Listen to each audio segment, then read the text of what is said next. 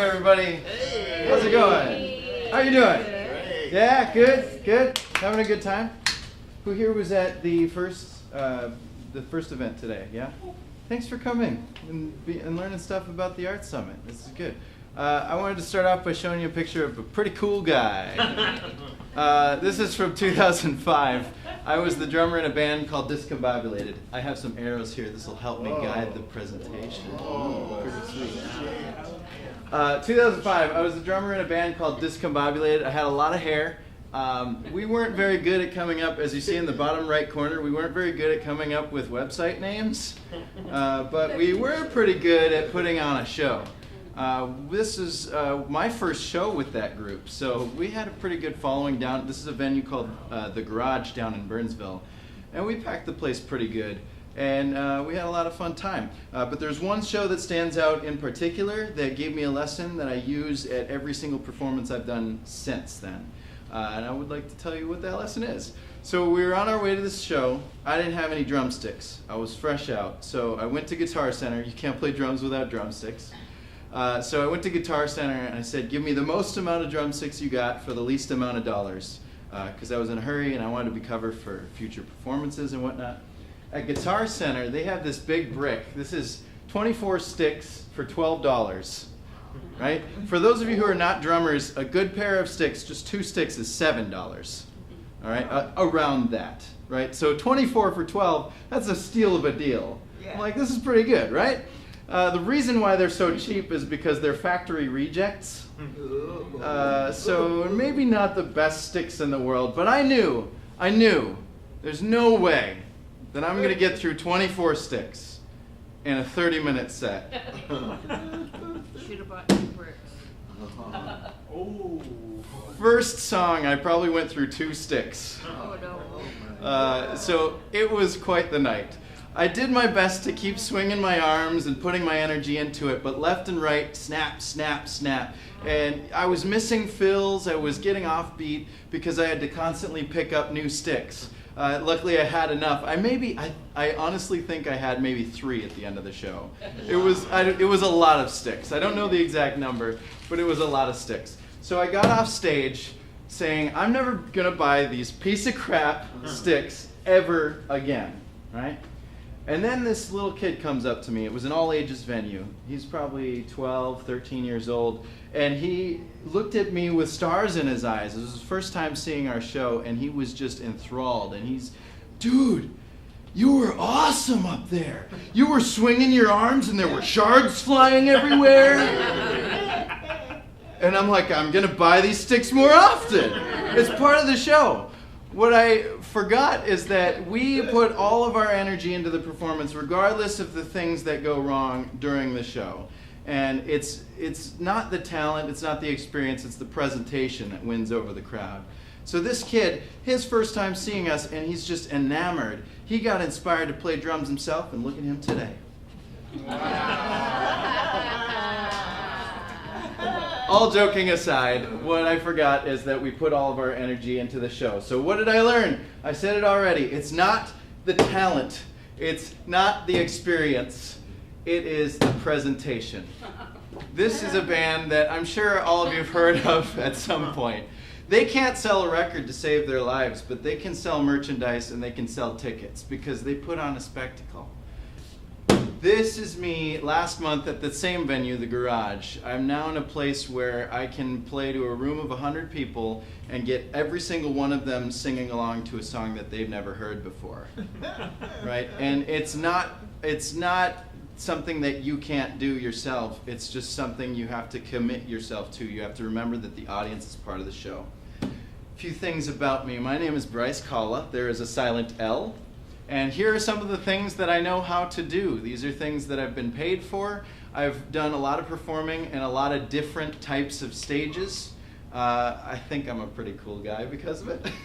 But a lot of different types of stages. I've performed for young and old. I've performed for crazy audiences. I've performed for no audience. There's a lot of different ways that I've been on the stage. And so I like to combine all of those things together, and I consider myself an audience engagement specialist. or an ass for short. A couple of disclaimers for you. There is a particular lens in which I view the world, so not everything that I know is going to work for every single person. I can acknowledge that, and so whatever you're about to learn today in this workshop, I hope that you can take it with a grain of salt, apply it to your own world. I'd love to talk to you about your productions and the shows that you're involved with and see what we can do to find what works for you. But at the end of the day, my whole goal is to remind you that the audience is more part of the show than a lot of us remember, and I want to show you why. So how do you win over an audience? That's the question. I already said it. You can say it with me if you like. It's not the talent. It's not the experience, it is the presentation, all right? So this is just Pocahontas with blue people, but it's the top grossing film of all time, right? They didn't even make their own logo, they just used papyrus. It's ridiculous, but it's beautiful and top grossing film of all time. I want to talk about drummers some more, so let's talk about drummers. Does anybody in the audience, anybody here, know who this person is? Anybody? Neil Peart. Yeah, that's right. It's not Angry Tom Hanks. This is Neil Peart. He is the drummer from a band called Rush. Anybody heard of Rush? Yeah, they've had a couple of hits here and there. Anybody who plays drums, who knows anything about drummers, will tell you that Neil Peart is one of the best drummers of all time. Right? This guy is going to be on the top 5, top 10, top 2 probably list of all-time drummers. Fantastic. I can't speak enough about him. How about this guy? Anybody know who this is? Yeah? It's okay if you don't. Nobody looks at the drummer. This is Lars Ulrich. He's the drummer for a band called Metallica. Anybody heard of Metallica? Is that a question we can ask? Yeah, he is not the best drummer in the world. I would not say that he's the worst drummer. I'm a fan of Metallica. I wouldn't say that he's the worst, but the internet surely does. He is also known as the man who sued Napster, so he's got a lot of hate. Just something to be aware of. But I would like to pit these two up against each other, just for fun. So Neil Peart, when do you think Rush started? Well, and just shout out some years. When do you think Rush started? 79? 68 is when Rush. How about Metallica? When did Metallica start? 85. 1981. Okay, all right, so about, what, 13 years? How many studio albums did Rush put out? 32. 32? 19 records, all right. All right, how many for Metallica? 16. 10, not so much. How about when was Rush inducted into the Hall of Fame? 96. 96. I think you have to be a band for 20 years. You do. I think so. Yeah. But it was 2013. How about Metallica? Hasn't happened. 2009. Beat them to it. Last thing, net worth. How much do you think Neil Peart was worth in 2018? 2 mil. 2 mil? 20. $42 million. Best drummer in the world. How about Lars Ulrich? 42.1. $300 million. Oh my God! For like the guy that everybody hates for some, you know what I mean? Like what I'm trying to tell you, I'm not saying Metallica is better because of Lars Ulrich, but I am saying that Metallica connects with audiences in ways that Rush didn't. They both connected with audience. They're both doing very well for themselves. But what I'm trying to say is it's not talent, it's not experience, it's the presentation. All right? Look at this guy. You're not supposed to stand up while you're drumming. What's wrong with this guy? You're not supposed to stand up while you're drumming. I might be a little bit biased. All right, so thing I want you guys to remember, one of the more important lessons I've ever learned is that the entertainment business is 2 words. People get at me sometimes. It's not about the money, Bryce. It's not about the money. They're making $300 million. It's not about the money. Art is about expression. You're supposed to express yourself. I believe in that. I think that you should express yourself. But I think that if you want to play in front of an audience, you're going to have to acknowledge both of those words. Entertainment is business. So let's talk a little bit about the business. HUGE Theater, I did some research and found some of their average numbers for just one day. Okay, so obviously utilities, rent, all that stuff, some of those things are monthly costs, some of these things change by year, but on average, for one day at HUGE Theater, just to keep the building open, we're at about $691 in the hole before the first ticket is sold. Before the first ticket is sold, all right? So, we also have a performer payment model, so I would wager that most of us, if we're wanting to perform on the HUGE stage, we're probably looking at doing a Friday or Saturday 8 p.m. show, yeah? That's kind of like the bar for success. Those are the shows that bring in the people, those are the main events, sort of. That's kind of the bar. So if we want to be at an 8 o'clock show on Friday or Saturday, and we get 70 people in, we get $150. That's pretty cool. You should get paid for your art. That's pretty awesome. So let's do bare minimum. Let's go back one. So back one, $691 in the hole before the first ticket is sold. And then we have, we're going to sell 70 tickets at $12 a piece. 70 tickets at $12 a piece so that we can get our 150. That puts HUGE Theater at -$1. Whoa. Right, yeah. So it's not about the money, but where is your stage? Where are you going to perform your art if there's no stage to perform your art on? That's what I wanted to bring up. Now, obviously, HUGE's model is not, we're not losing $1 every day because we have 3 shows a night, we have classes, we have members, we have donors, we have corporate businesses bringing their money in here. We have a payment model, we have a bar, we have concessions. So HUGE is able to stay afloat. But what I want you to remember is that the entertainment business has 2 words. And by acknowledging this business, what can you do to bring that crowd in? So 1, HUGE can stay open, and 2, you have repeat customers. You have that kid looking at you with stars in his eyes going, whoa, you're so awesome. And then you also get to take home a little bit of money. And ultimately, the more people that are coming in, HUGE can start expanding their business. They offer more classes, maybe get a bigger size venue. All of these things are helpful. When I'm playing a show as a musician, when I call up a venue and say, hey, I want to play at your venue, very, very first question every venue asks, how many people can you bring in? Their business model isn't to bring people in. Their business model is to have beer, and then the bands have to supply the people. So as improvisers, the same goes for you. HUGE is doing work to promote for you, but I would encourage you not to let them do all the work. Part of it is on you. So please keep that in mind. It's not all downhill. There's ways to do this. There's some tricks, and so that's what I want to help with. All right, so gas stations and movie theaters. I talk about this every once in a while about how it's the same thing. Gas stations don't make their money on gas. Right? Movie theaters don't make their money on movies. People go to the gas station to get gas, but they end up buying concessions. They go to movies to see Endgame, which was amazing. Please see it so I can talk to somebody about it. But they sell concessions, and concessions is where they really make their money. They have to pay their employees. They have to this and this and this and this.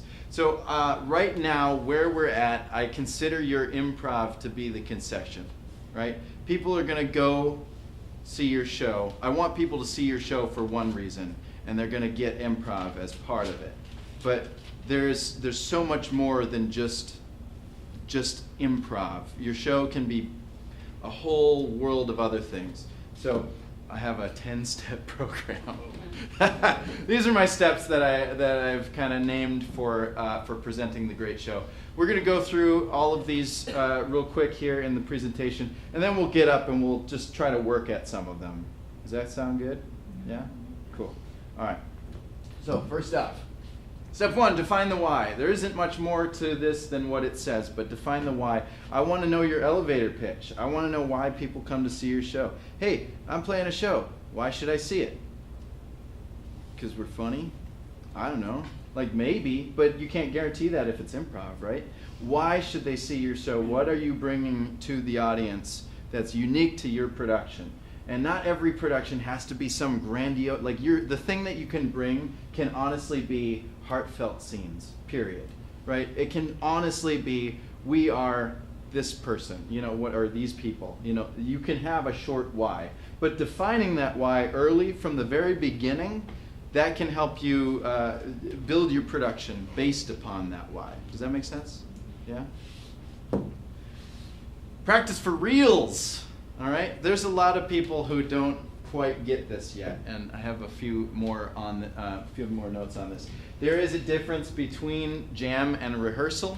Jam is getting together and just, hey, let's have a good time. Rehearsal is, there is an audience present. What are we doing actually for that audience? I've been in a lot of groups and teams and situations where we do some scenes and then, haha, that's funny, and remember, and we kind of go off onto tangents and we talk about other things, and there's a difference between jam and rehearsal. I'm here to say that there's nothing wrong with jamming, and there's nothing wrong with not wanting to be the cream of the crop. You can just do art for art's sake. But if you're here to get to the top, these are some things to focus on. Choose warm-ups that relate to your form, pretend there's an audience watching, stay focused, and use a damn calendar. I can't stress that enough. Just by show of hands, who's got a phone? Who has a phone? Yeah? Remember when we used to be able to ask who has a computer? And that was a genuine question, and now just everybody has it. Everybody's got a phone. Since cell phones were invented, they've had calendars on them. I encourage you to use that calendar, please, please, please. And be respectful of the people setting up those events too. If you've got a director that says, hey, our rehearsal starts at 2, show up at 1:45, yeah?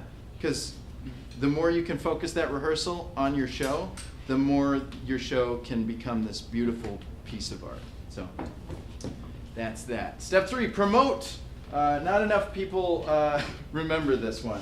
As a matter of fact, there was a couple days ago, weeks or something, Improv a Go-Go, not a single one of the groups did any bit of promotion whatsoever. None of them posted anything on Facebook. No names, but how do we know you're performing if you don't tell us? Social media is not your enemy. A lot of people, it can be if you're not filtering it the right way. There's some nasty stuff on there, but you can actually use it to your advantage. You can use hashtags and paid promotion. All that stuff will actually benefit you. If you're not out there, then people can't find you. Same thing, going back to the band situation. If a band asks me, hey, we want to play a show with you, the first thing I do is Google them. Right? The first thing I do is look for their things, look for their information. If they don't have a website, if I can't find them, then I don't know if I can work with them. I don't know what they are. I don't know who they are. If they can't, if I can't find that, then what am I getting into? I like to know what I'm getting into. And any venue, if you're here for HUGE, if you're going to Brave New Workshop, if you're going to Stevie Ray's, wherever you're going, wherever your production is, if we don't know who you are, why should we put you on the stage? Answer that question. Branding is important. Spell check your posts. Note the 3 L's. That's an example of what not to do. And don't be afraid of flyers.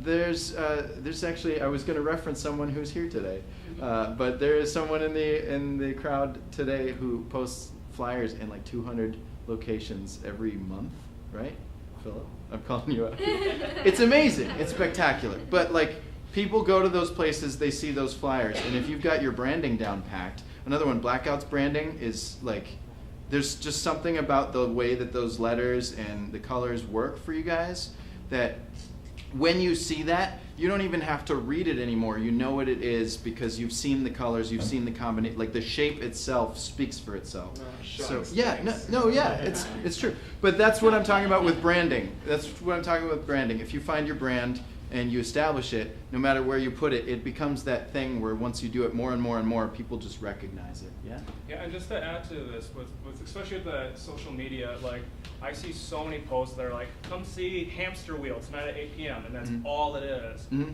And we have to realize that there's dozens and dozens of improv groups, and just that name, especially just getting started, means nothing to me, even if I love you as a person. Mm-hmm. And a lot of times Facebook events won't say who's in it or anything about the group. Yeah. So always when you're posting, I think it's really important to kind of explain what you are. Or if you're funny, make a joke with it. If it's a funny group. Right. But I see posts all the time that are just this group tonight at this time and that. Mm-hmm. That doesn't do anything for anyone really. Absolutely. And branding is more than just a logo. A logo is logo, but branding is your voice, your how you approach everything. So it is the logo, the colors, and the voice that you use to speak about the show. So you don't have to hire an expert graphic designer to get good branding. You can, like, if you're good at stick figures, make that your brand. That's okay. There's nothing wrong with that. But really own it, you know. And if you establish it and you're consistent with how you present yourself, the audience will perceive that. Is that a hand? Yep. Yeah. I'm curious what the second one is. Second one, faces equals clicks. Thank you for asking. I was going to go to that. Faces equal clicks. So when you post on social media, there's a lot of, like, if you go on social media and you start scrolling, there are a lot of words, right? A lot of words. And it becomes kind of a noise of information. So pictures and videos tend to bring more traffic in. However, pictures of faces are even more. People respond, especially on Instagram, people respond to faces more than any other picture. So if you're like, hey, taking a picture, look at this chair, that's one, but then look at this chair is going to get you more views because your face is in it. And so think about that. You know, you can do your branding with pictures or without, but just something to keep in mind. If you really want to get recognized, put yourself in there. Yeah? Cool. Awesome. I think that's it for this one. Incorporate tech. Yes. Craig Corsi in the tech booth, everybody. There are so many things you can do with tech. There's lights, there's sounds. Tech can also include having a fancy stage design thing or whatever, arrows, I guess. But I want to show you guys something that not everybody gets to see. In the tech booth, we have this program called SoundPlant. You may not be able to read all of this from where you are, but basically this is a keyboard with a bunch of sound effects mapped to it. Craig, do you have that SoundPlant up right now? In a few moments. What I'll explain it real quick is basically you can take any sound effect from anywhere and drag it onto any one of these keys. At the bottom you can determine how long the sound effect lasts, whether it loops, whether it repeats, whether when you press it again, does it play it again or does it stop it? There's a lot of different options in there. But this is just the general sound effects that we use. This is the one that's always up there. Now, if your show is something specific, like, so my first production that I did here was called the Mighty Morphin Improv Rangers. Zoe was part of it. Yeah, anybody else? Yeah. Anybody see it? Yeah, you saw it? Yeah. So the Mighty Morphin Improv Rangers was based off of the TV show, the Mighty Morphin Power Rangers. And we did literally episodes of the Power Rangers, but improvised with brand new characters. And so I set up one of these key maps to be specific for that show. We had sound effects for the little beeper sounds. We had sound effects for their music cues, everything that's in the show that reminds people of the show, so that we could give them that truly nostalgic feeling. Now, you don't have to go that far for every production. That's a lot. It was a lot of extra work that we put into it. But I will say that we had one Improv-A-Go-Go run, and we were offered a Wednesday's run 2 weeks later. So I feel like it was pretty successful. Putting that extra work shows. And as a venue, I'm not speaking on behalf of HUGE, of course, but any venue that is looking for performers is 9 times out of 10 going to take people who look like they know what they're doing over people who are just trying a few things out. You know what I mean? Yeah? So look like you know what you're doing. So here's just a few things that you can do. Like, I don't know, up in the top right up here, this button says Gliss. So I could say, hey, I'm a magical wizard. Right? And if the tech is playing along with you, and you can hire a tech if you like, they might do something like that. Oh, gee, it sounds like thunder's coming.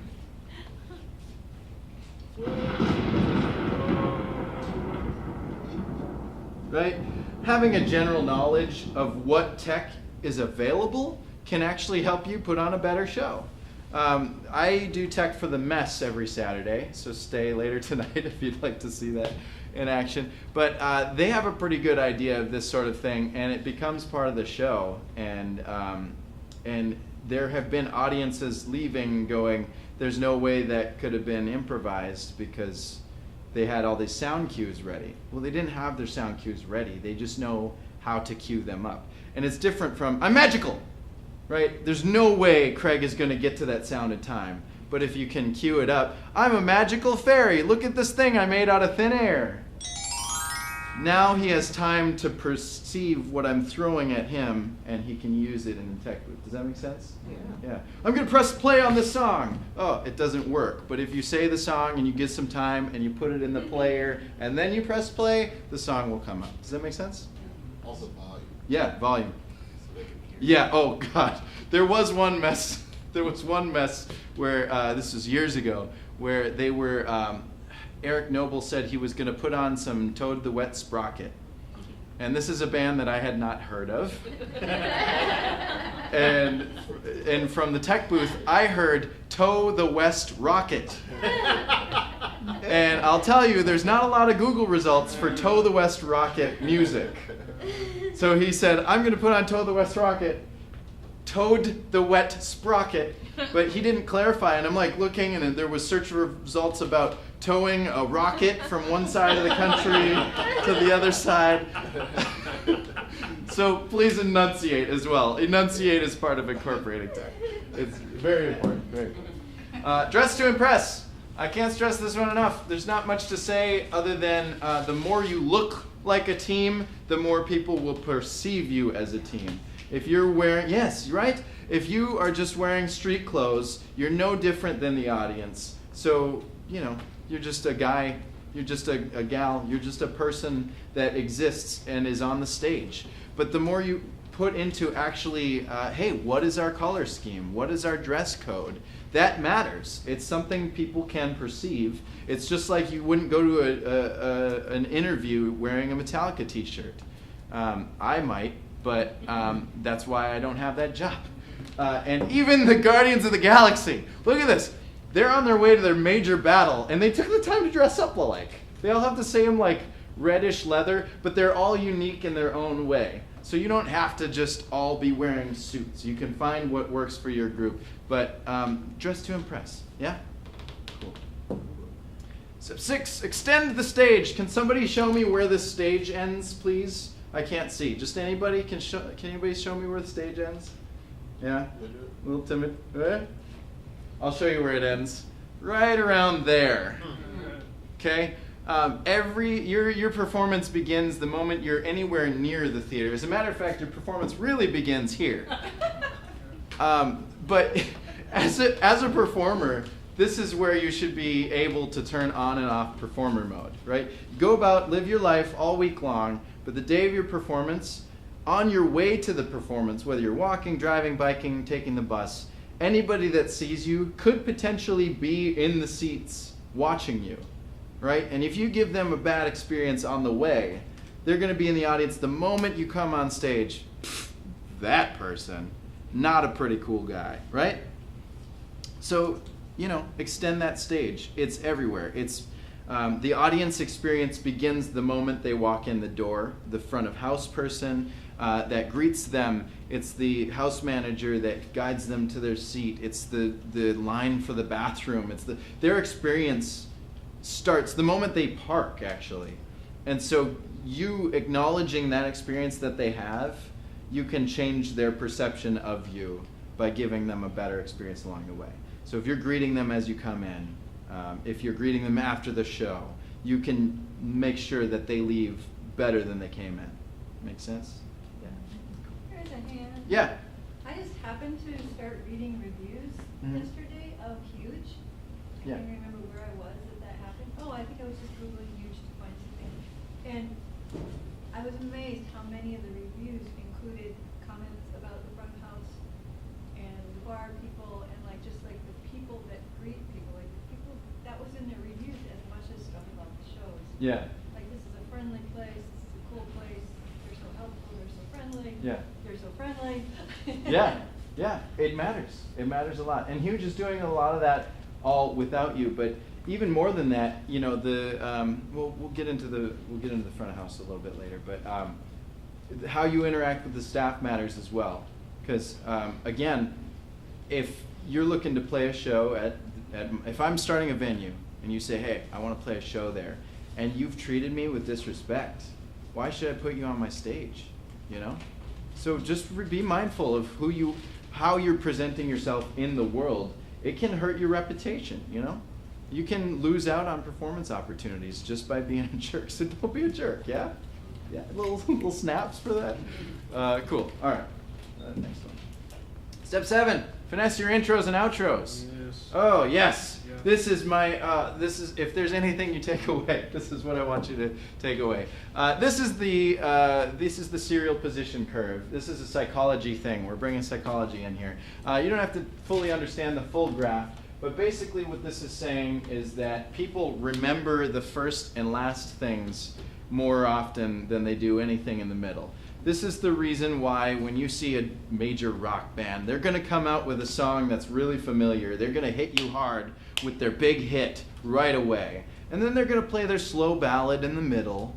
And then they're going to end the night with the sing-along that everybody knows. That's not accident. That's not, what should we play tonight? That's planned. They know that people remember the first and last thing. So you can have your crappy middle songs.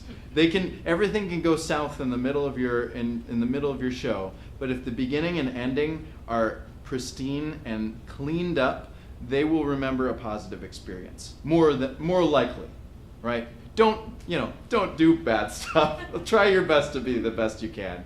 But what I'm saying is your intros and outros matter. And by intros and outros, I mean before the improv even begins. The way that you enter the stage and the way that you exit the stage. I can't tell you how often I see, hey! Is the rest of my group out here? Okay, cool. We're going to do some improv.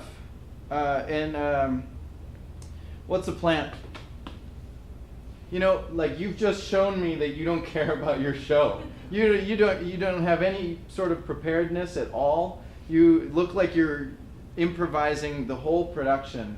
And in the audience, my first reaction is going to kind of like, how come these people don't look like they're performers? They look like they just came off the street and they didn't know they had a show tonight, you know?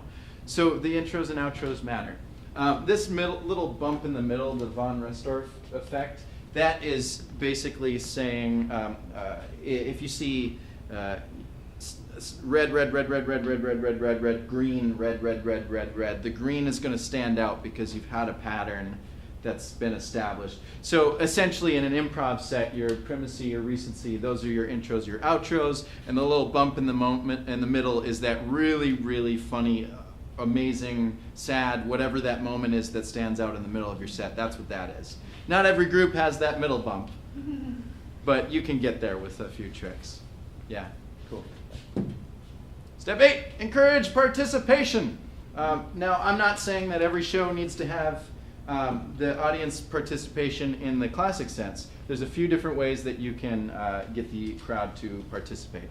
So the first thing you have to know is that the initial reaction to participation is people kind of get reserved and they're like, I don't really want to participate. We're in Minnesota, that happens a lot. But yeah, it does. So you can warm them up and set the expectations by doing simple things like, how you guys doing tonight? I said, how are you doing tonight? It's always louder the second time, I promise you. It says there, the rock star trick, never accept the first answer. If you go, how you guys doing tonight? And they're like, yay, cool, we're going to do our show. You just, like, the bar is real low, right?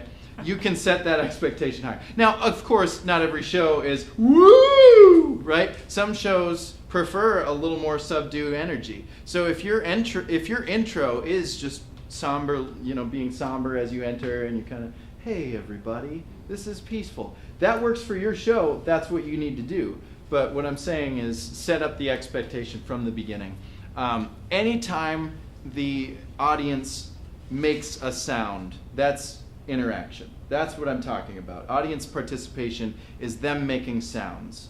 And the moment you cut off that sound, you're robbing them of that participation, and you're actually robbing yourself of the energy that you're looking for. Because at the end of the day, it's not the audience's job to give you energy. It's your job to give them the energy that you want back from them. Does that make sense?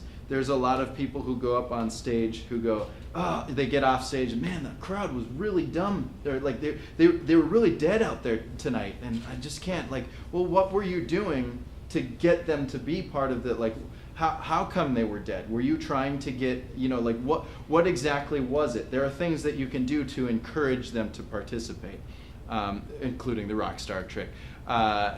Pausing for reactions is a big one, because I've seen a lot of moments where somebody says something really funny in a set, and the crowd is just laughing, and the next person just responds immediately. And now, not only did half of the crowd miss what you said, and half of the cast missed it because of the laughter sound, but you're just saying, stop laughing, I have things to say, right? In theater, there's nothing wrong with just stopping for a moment. Just hold it for a moment. Just, here's the line, it was really funny. And now that they've stopped laughing, here's my response. Give them that chance, right? Because the more that they interact with your show, the more they will feel like they were a part of it. And the more they will leave going, man, I had such a fun time. Because nobody has a fun time when they're just sitting here the whole night, right? And if you tell someone, hey, stop laughing, that's not very fun, right? So don't tell them that with your words and your actions. Give them a chance to respond.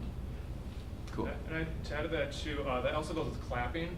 Especially if you're doing musical improv, like, let them clap at the end of the song. Don't feel like you have to swipe that away. Oh, yeah. At the end of the show, there's lots of people you can thank, and that's great because it gives the audience a chance to clap, and people love clapping. So give them that chance to clap for Tech and Bart, Tanner, and everyone. Absolutely. Yeah. Speaking on that, who here's seen a live musical? Just anywhere, anytime, yeah? Cool. So there's a difference between, we did this tonight. So anyway, as I was saying, and then the musical version is tonight. We appreciate you. As I was saying, right? It's like, we like that. Right, yeah, give them a chance. Yeah. I think stand-up comedians that are good at comedic timing tend to do this very well. Yeah. They'll set their punchline, Mhm. give people time to laugh. Mm-hmm. People will laugh Yeah. when they move on, but if you don't give them time to laugh, that's why they're not laughing. You have to actually pause so they can get the joke. Yeah, and this actually goes back to practice for real. When I was talking about practicing for real, you can decide when you think the audience is going to interact, and you can leave room for that in your practice. Like, and I encourage, if anything, if you're rehearsing, if you can't find that, if you don't know necessarily where your buttons are or where the moments are that crowds can interact, bring me into rehearsal. I'll find them for you. I'll let you know, right? I'm happy to sit in on your rehearsals and go, hey, stop. Stop for a moment, pause, wait, and continue, because it is an art. It is something that you have to practice. Lucky for you, I've been doing this a long time. I've been working with a lot of different audiences, and I have a pretty good idea of how it feels. So I'm happy to help or answer questions as is needed, as you think. Last thing is take a bow. It's the same thing. When you're done making art, take credit for it and give them that chance to applaud for you. If you're like, thank you, we're done. Okay, bye. It's just, now they're applauding for an empty stage. Give them a chance to see who did it, to remind them who you are, and give them a chance to interact. Is all I'm saying. Cool. Can I add something? Yes. It doesn't happen as much in improv. That happen pretty rarely. But there's a thing that performers do where they put audiences down for getting standing Yes. ovation. Oh, thank you. Yes. And it's like what? They think the audience is stupid if they're giving a standing ovation. It's like Yeah. they're showing that they appreciated it. Right. I Yeah. mean, so what if Minnesota audiences are easy that way? It's Yeah. like they're appreciative. Yeah. So I don't know. The same, I'm so glad you brought that up. So the same goes for, I've seen groups do that thing where it's like, hey, I need a suggestion of an animal. You give me guys a suggestion for an animal. Giraffe? What the hell? A giraffe? Why? Why would you say giraffe? That's the dumbest animal in the world. Like, why would you, sorry, it is a great animal. I love it. But you know what I mean? Like, don't put your audience down. They're giving you suggestions. They're giving you things. They're giving you interaction. Take it from. Like, it doesn't. You don't have to accept the first answer, but you don't have to comment on all of them either. right? There are situations, maybe anybody that's played, like there are audiences out there who will shout out the really inappropriate things. There are moments when you might want to call attention to it, but to be honest with you, the best thing you can do is warm up your crowd in a way that they're interacting positively so that you can cut off all that stuff before it happens. So the moment you come out on stage, you can do the thing, hi, hey, how are you? Woo, what's your name? Here's your name. What's your favorite color? Blah, blah, blah. You can warm them up to start doing interactive things with their voices in a positive way that will give you more positive answers that you're looking for. You can specify your questions and just instead of just saying animals, what's a tall animal that you would find in Africa? You know, like you can specify things. So work on your intros and outros and encourage that participation. Cool. Just a couple more for you here. Step 9, refine your space work. This isn't maybe the most important thing, but it does matter because sometimes what you're doing, we talked about incorporating tech. So if you wanted to use those sound effects, right? There are times that, again, like there was one set there was a gun involved, and they went boom, right? And there's no way that the tech is going to see that because, like, you just giving them that opportunity to pull it out and then pull the trigger gives them more of a time to respond to it. I encourage not playing with guns. That's not something that I like to do anymore, but whatever works for your set. Refining your space work helps just that much. A clean, and space work isn't just, to be clear, isn't just holding a glass or pushing a broom. It's also the way that you stand on the stage. It's theatrical blocking. I think a lot of people get stuck in the two-person scenes and, hey, how's it going?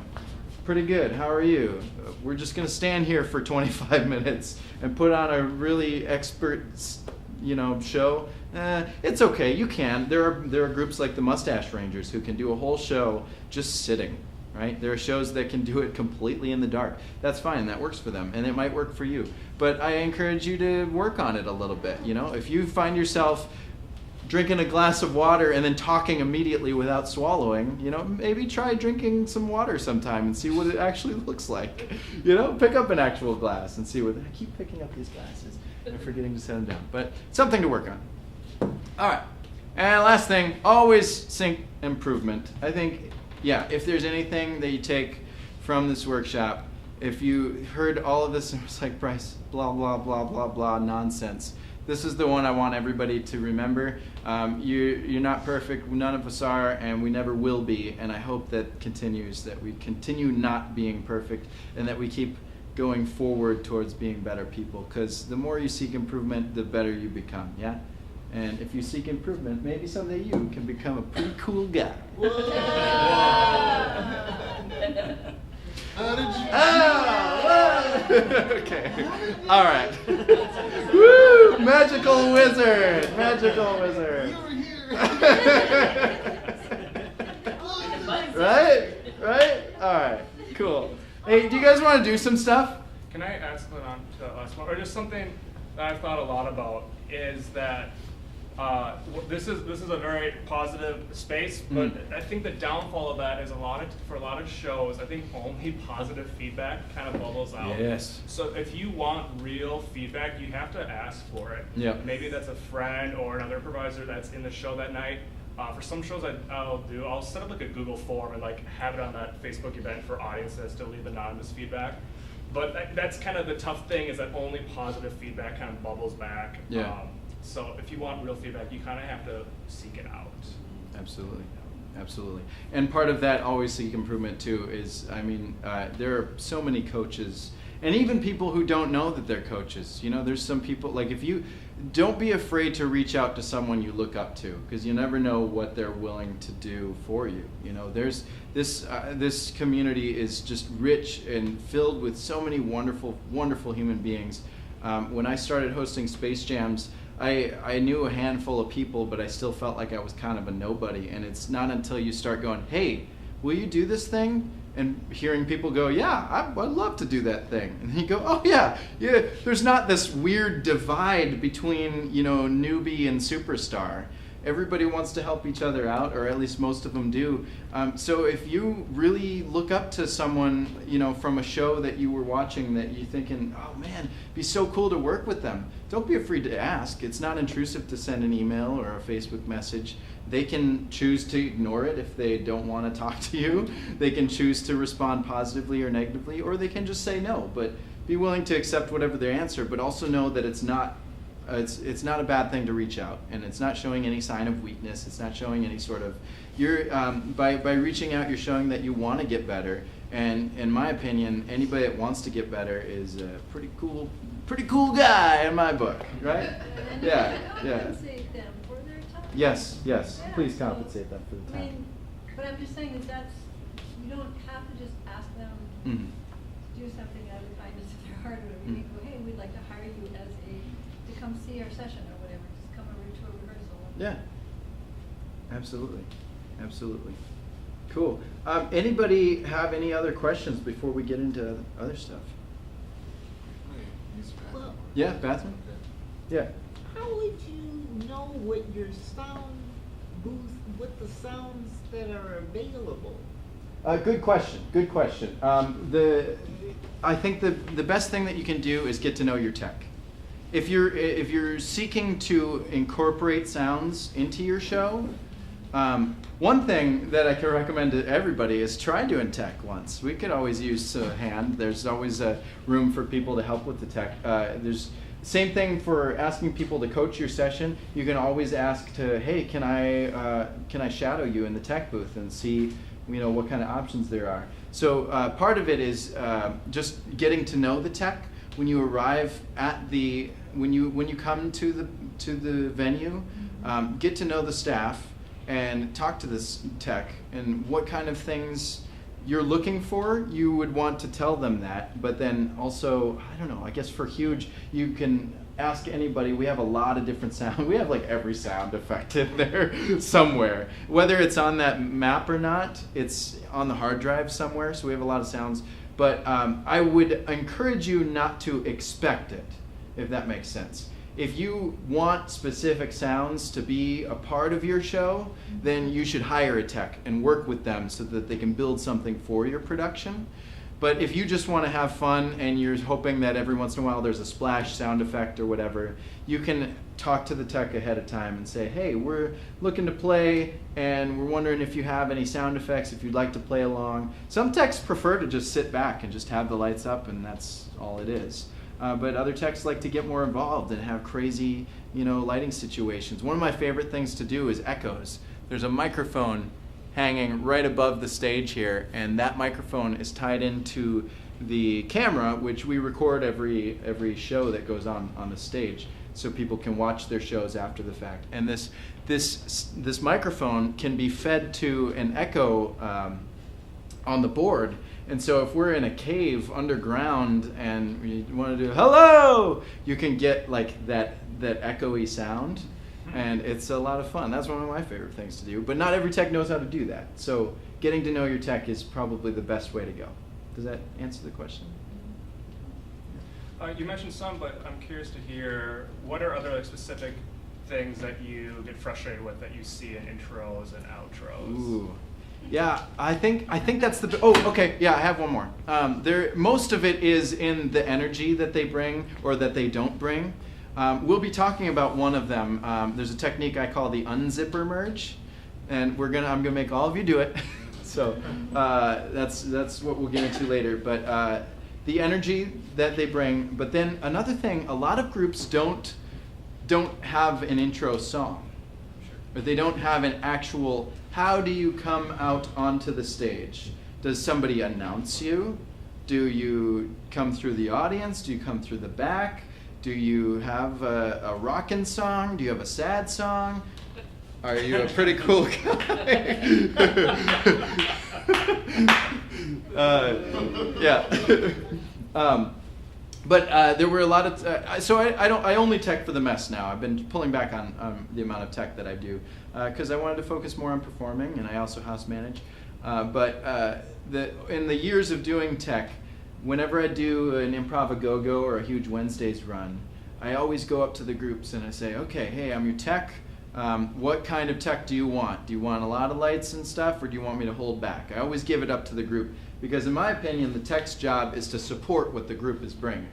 You would never go to see, I'm going to bring up my favorite band again, you never go to see a Metallica show because I can't wait to see what they do with the lights, right? But the lights are going to impact the way the show runs. So the Metallica works with a lighting designer to make it so that their music is synced with the lights and so that everything works together. And that all adds up to be an excellent performance. So the same thing goes with intros and intro songs. If you have a song ready to go and you're prepared with how you're supposed to enter the stage, it's not that your show is worse without it, but it is always better with it. Yeah? I think that every improviser ever should watch more WWE. Just an opinion. You don't actually have to, but what I'm saying is that is a company that knows how to work a crowd. They can decide, hey, this person's a bad person now. How do we make them a bad person? We got to get the audience to boo them. How do we get them to boo them? And they can do it like that. All it takes is like a kick in the face. And people, what? Why would you do that? And they just explode. But what's even better is their intros. If you watch WWE, every single superstar has, I'm sorry, yeah, wrestling, pro wrestling. Okay. The World Wrestling Entertainment. Every single superstar has their own unique song and intro. So where the one person, one of the more famous wrestlers of all time was Stone Cold Steve Austin from the early 2000s, late 90s. And his music started with a glass shatter saying, psh, and he was this like badass. He came out and he was always like, he was something was gonna happen, right?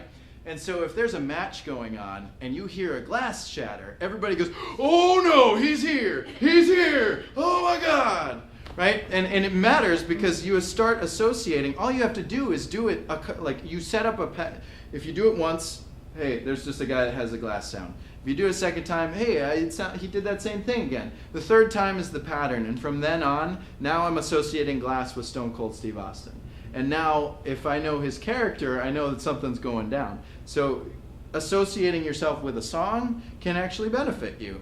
The Mess has the same theme song every single week. Every single week, it's always this noisy jazz piece. And they usually come out, if you watch The Mess 2-3 times, you'll notice that when they come out onto the stage, it's usually at the same point in that song, which again is just a bunch of messy jazz. But there's a specific little hook in there that every time that's about when they approach.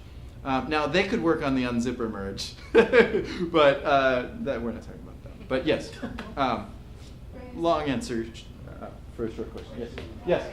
Well, it's not so much a question as like a jump on, like piggyback of what you were saying about, like if you have expectations for a tech to work with them, I'm going to speak for John so that he doesn't have to always be the keyboard advocate. But if you are working with a keyboardist as well and you want to up the production value of your show, even if you are saying, well, I just want there to be musical fill in the background. Cool.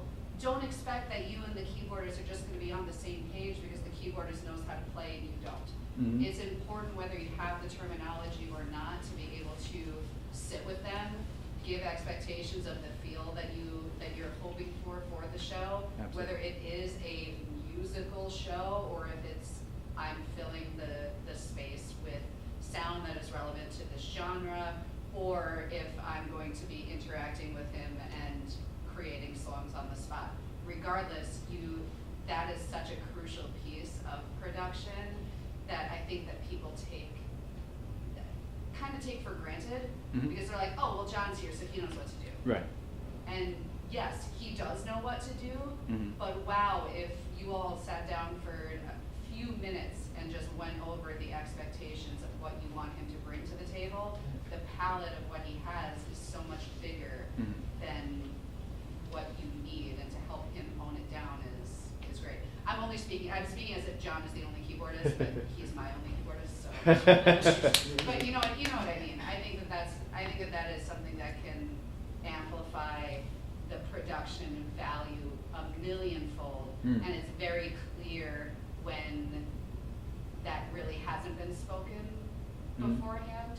Yeah, I yeah, don't know. absolutely, absolutely. And that goes in, I think that kind of falls into incorporate tech, piano, music. Totally. And there's people who've brought in drum kits and other, looping pedals. I mean, we've had musicians come in, but having music can amplify your production, like you said, a million times over. And it can change the feel of your show as well.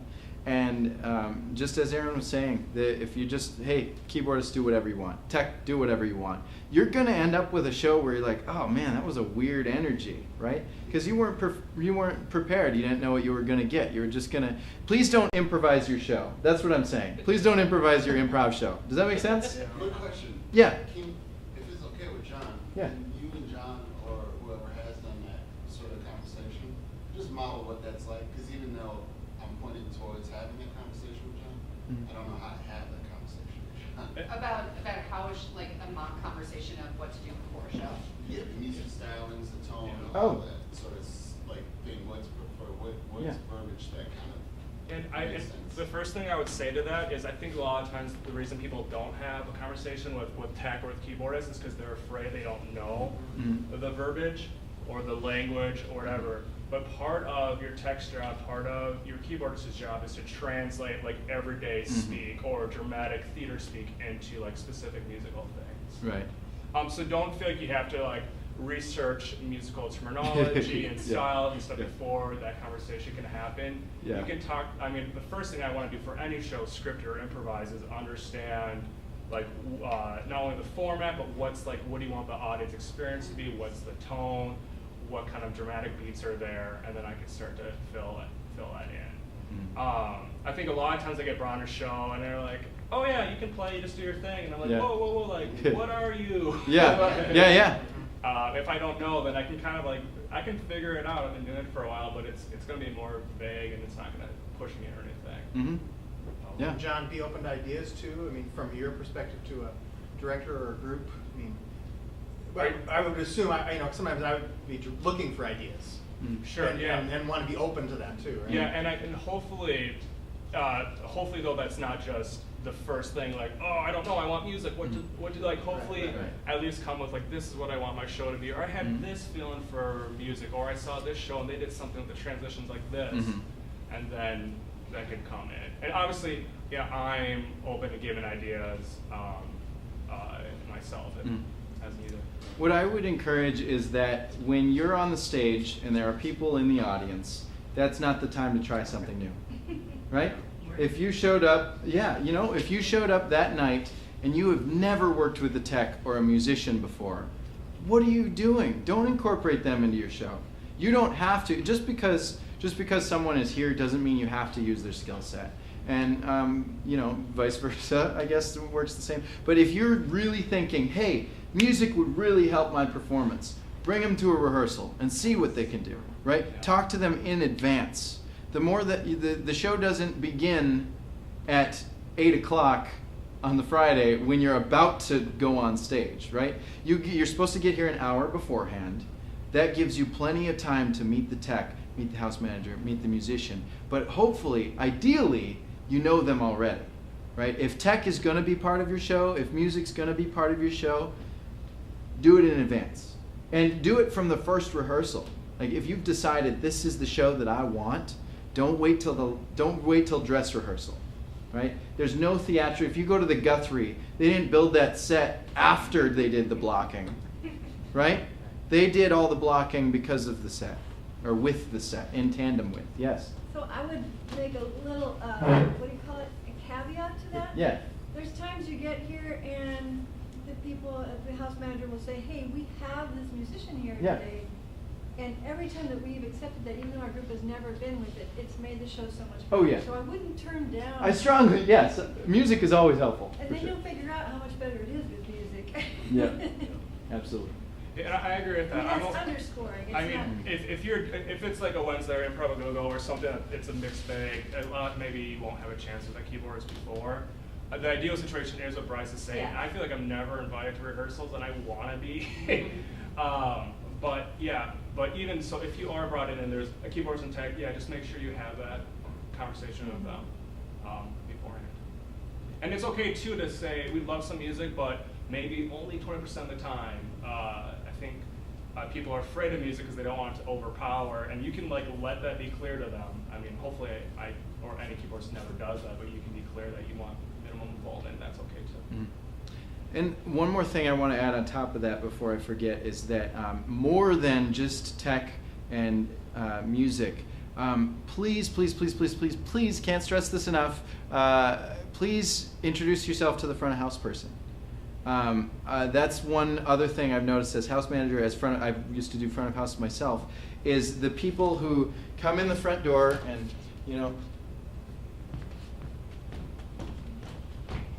and they just walk straight to the back to the playroom. And the front of house person, if you don't know who that is, like, you're a thief. You're just somebody that stole a show. You didn't pay your ticket. You didn't, what do you, like I said on Extend the Stage is the whole world. When you come in, if you don't know that person, introduce yourself, because they might not know you either. You're not a superstar as much as you think you are. Even my favorite band Metallica gets mistaken for other people. So, just be able to acknowledge that even though you're in a show, the front of house person might not know who you are. So introduce yourself. Hey, I'm in a show. I'm headed back to the playroom. It's cool that you know what you're doing, but please let the staff know what your intentions are, because just walking is kind of rude. I don't know. Yeah. How would you find in advance who's scheduled to be the tech or the musician? You can ask. I don't know if it's public and if that schedule is public or not. But Bradley does the scheduling. Butch is the Butch and Brianna know most of everything they know everything that's going on this year. But I think again, if you're looking for a tech to be part of your show, try to find one in advance. Come to shows. We're scheduled for an Improv Go run. Yeah. In August. August. And I imagine they just have that scheduled. I wouldn't schedule that. They do the schedule a month out, and so we just got the May schedule for the whole staff. What I would encourage is coming to some shows, and if you see some tech that you like, go to that tech person and say, "Hey, I've got a show." Oh, you can pick a tech. You can absolutely. I didn't know who that was. Absolutely. They will have somebody on staff regardless, but you can interrupt the staff and give them a break if you have one of your own choosing. And if it's a person who's regularly doing tech, they can request that day. Oh, cool. Right? So if you really, if you're like, "Hey, I really want Craig to be part of this production I'm producing," you can say, "Hey, Craig, I'd love for you to do this." Check with him on his schedule, and he can say, "Hey, Bradley, I'd like to work on this day." That sounds great. I had no clue you could pick your tech. Yeah, absolutely. And same with musicians. Same with musicians. Yep. You can't pick your front of house or house manager, I'm sorry. I'm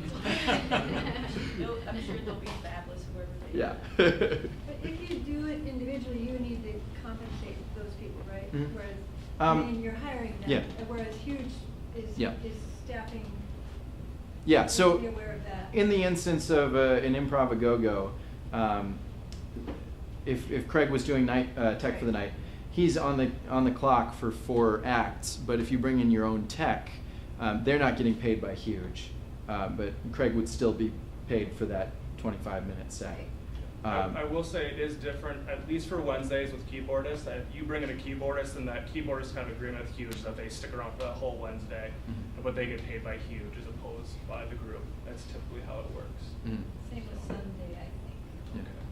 Yeah, and honestly, really the answer is just be open about money up front, and then you don't have to worry about it later. If you just say, "Hey, I'd like you to come in, and I'd like to know what your rate is, or I'd like to pay you this much. Is that cool?" If you talk about money right away, just get it out. Just rip off the Band-Aid. Oh my gosh, just talk about it. Yeah. That's my biggest pet peeve Yeah. in the world. Just talk get it about out. money and Yep. have that be okay, because everybody's time is worth. Yeah, everybody's time is worth. It's just art. Art is pay for art. Pay for art. And it can, obviously it can get expensive, right? You can, if you're booking rehearsal spaces and you're hiring coaches, it's like, it's all this money outgoing and not really incoming.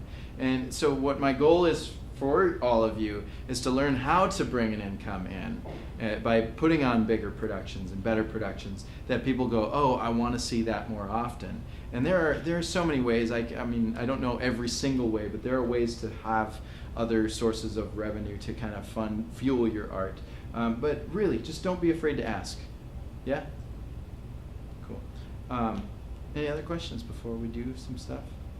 I would like some water, so let's take a little break, a little snoozer, little break. Grab some water, bathrooms if you like, and then we'll do some stuff. Yeah.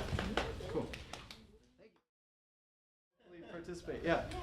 Hey, let's. Who wants to do some hosting? Yeah. Me. Yeah. You want to practice hosting? Great. Yeah. Come on up. Come on up.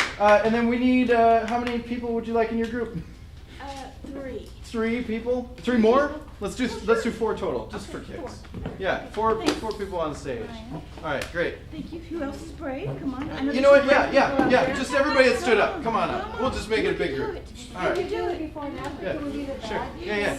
No, this is great. Thank you, everybody, All right. for showing up. Cool. I love it. All right. So we need a name for this group.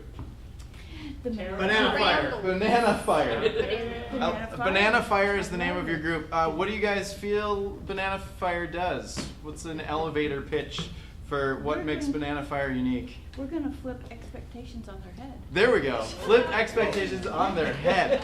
Great. Awesome.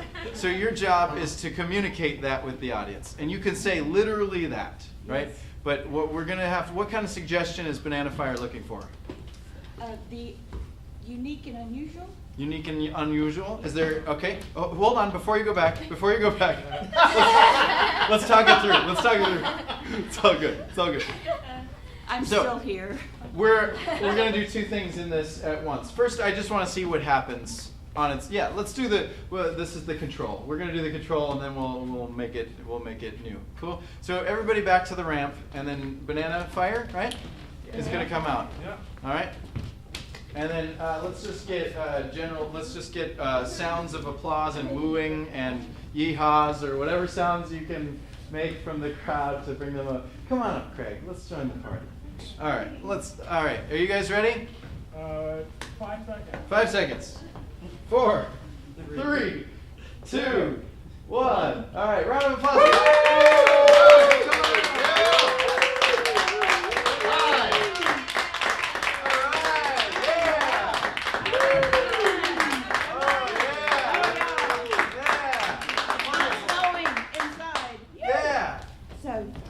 We are the banana.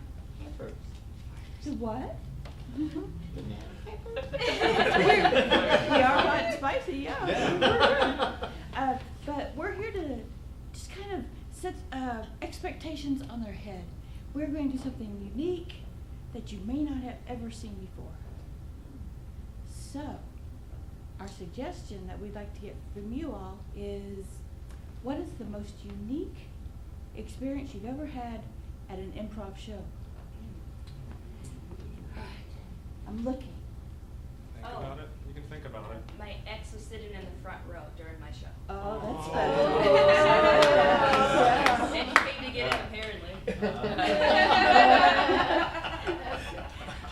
That seat is now empty, so he must have left. Yeah? You were too much for him. Good job, everybody. Good job. Now we know what it looks like. Okay, cool. Good intro. All right.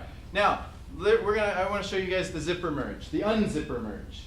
All right? So, does anybody know what the zipper merge is? Please do it while you're driving. Please do it. Okay. So the zipper merge is when you're on the road, when you're merging into. It happens whenever there's a closed lane, or if you're coming on from the freeway. But the idea is that every other car. The idea is every other car, like a zipper, the teeth come together like this, right? So the teeth don't fit, like 3 at a time. Like it doesn't lock in the same way if you're doing multiple things. So the zipper, you want it to be every other. So a very simple solution to what we had just now is the unzipper merge. We're going to unzip. So the first person that comes out goes to the right. Next person to go. Whatever the person in front of you went. Choose the opposite side of the stage.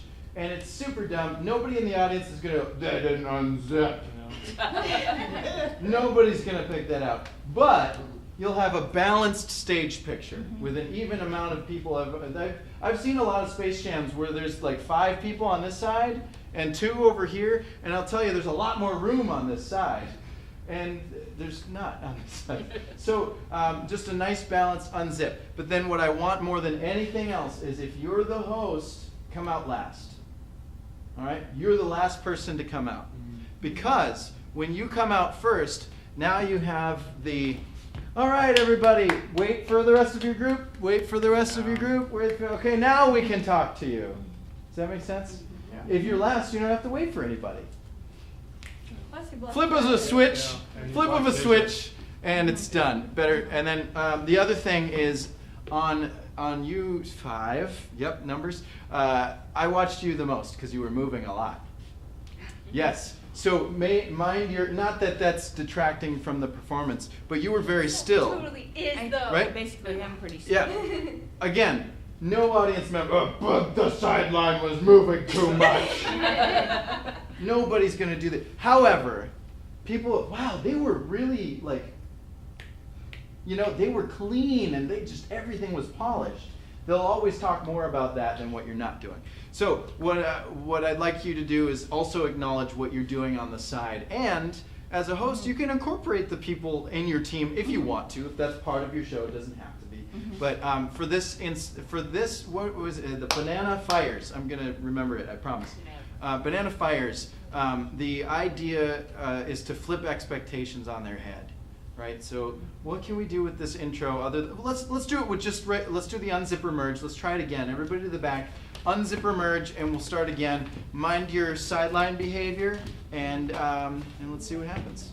So were you saying move more or move less, or just be aware of it? More consistent. Have your energy going towards Sue, so that she can, so that our focal point is Sue. So the host is hosting. Everyone in the audience should be focused on what the host is saying.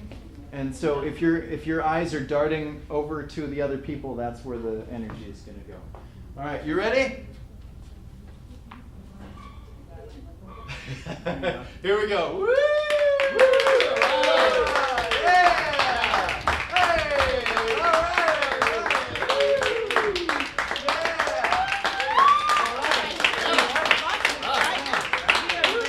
All right. Let them plug. Yep, okay. All right, yeah. We are the Banana Fire. Woo! Yeah, thank you, Sideline. Thank you, Sideline. We appreciate it. We are here to show you some improv that you might not have ever seen before, because we are going to flip expectations on its head. Yeah. That's a good cue. She raised her voice. Yes. Yeah. That was the cue. Yeah. Well, I mean, it's a good cue for you. Anytime when you're hosting, if you do something like that as a sideline person, by giving an extra woo, you're telling the audience like, yeah, I should clap too, right? So that was a good setup. Yeah. Thanks for joining along. Yeah. Cool. Yeah, that's really it, and we don't have to go through the full hosting. But one thing I do want to point out that Sue, do you prefer Susan? I don't care. Sue. Banana Firist. Banana Firist. Banana Firist. Supreme leader Banana Firist did something that I really appreciate without having to note, and that's that she didn't move. She planted her feet. She kept the feet planted, and I think that every host should think about that. Have that in your mind, because there's something about a room full of moving people. When somebody is still, you're just really like that person is commanding attention. So if you're looking to be a host, great example here by planting your feet and standing still. Here's the speech that I'm about to give versus I don't know, I'm unsure, I'm nervous, I'm moving around a lot. That's Mike Fotis. Yeah, but so then that's another interesting observation, because Mike Fotis. Well, Really good. one thing that Mike Fotis does, for those of you who don't know who maybe don't know who he is, he's part of the Mess. When he hosts the Mess, he always interacts. He picks somebody in the crowd. You'll notice, like, that's a great shirt. All right, and now you've connected with one. That person's night is just made immediately. Like, you just complimented somebody, and now they're part of the show. And so their movement is messy, because that's what show they have. And they don't do the unzipper merge with the host coming out last. I'll let you guys know that even this show at 9:30, 9 months of the year, hasn't figured out how to bring the host out last, right? I could probably just tell them, but they're the best. Put it. Yeah. So well done. Well done. Yeah. Anything else? What else can we do for? Let's talk about this. So we have the banana fire. We're flipping expectations on their head.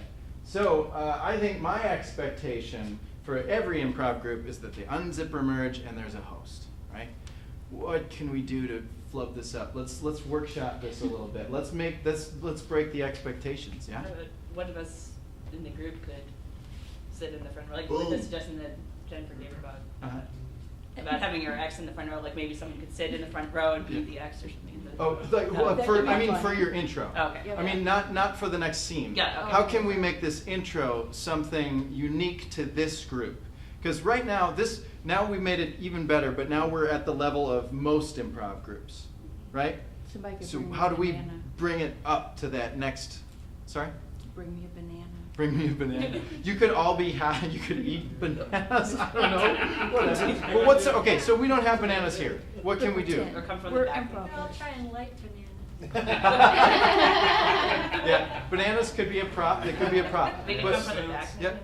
What's it? I'm just joking along. Banana suits. Yeah, That's banana our suits. costume. Again. I'm just putting that out there. Again, dress to What we do. impress, right? If your group can afford banana suits, you'll stand out, and immediately, doesn't matter how good your improv is, everyone, did you see that banana group? Right? Now I know you said these are all just props and stuff, but we could all bring out a sheet of paper and draw a banana Yeah. Yeah. and show everybody. We had a banana Right? drawing contest before Right? the walkout. Right? They could form a banana as a group. Oh. They'd come out as a Oh. have Okay. different sides Flaming peel banana. offs. All right. Banana. Ooh, I like that. All right. And I I'm the like cherry that. I on think we top. should all flip in expectations on top of their head. Doors open and we're all seated here. Ah. We can stare at the audience awkwardly for those 15 minutes. Yeah. We've been waiting. We've always been waiting. That's funny. I'd like to see the banana peel. How can we form a banana peel with the group? Keep boundaries to handshakes, high fives. I don't want anybody to be unsafe. But what if we did like a line? We did like a train line or something. Maybe you're in the back and we peel out to reveal the host. And I think we just don't be cagey about it. We just go banana peel, and then we peel to the side. You know, Okay. say what we're doing. We're incorporating music, okay? Here's your intro song, right? So start, you'll be in the back. We'll have a straight line. Everybody will come out in a line. And we're just going to banana, peel, and on each peel, one of you peel to the side. Okay? It's super on the nose. It's Yeah, super which is good. ridiculous. Which is But just play with me once. All right, banana, peel. Yeah, it's gonna be great.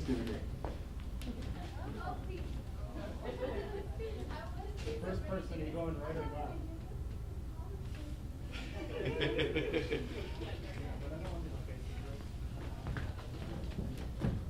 All right, you all ready? Yeah. All right, here we go. Please welcome to the stage, Banana Fire! All right, banana, peel, banana, peel. Banana! Banana.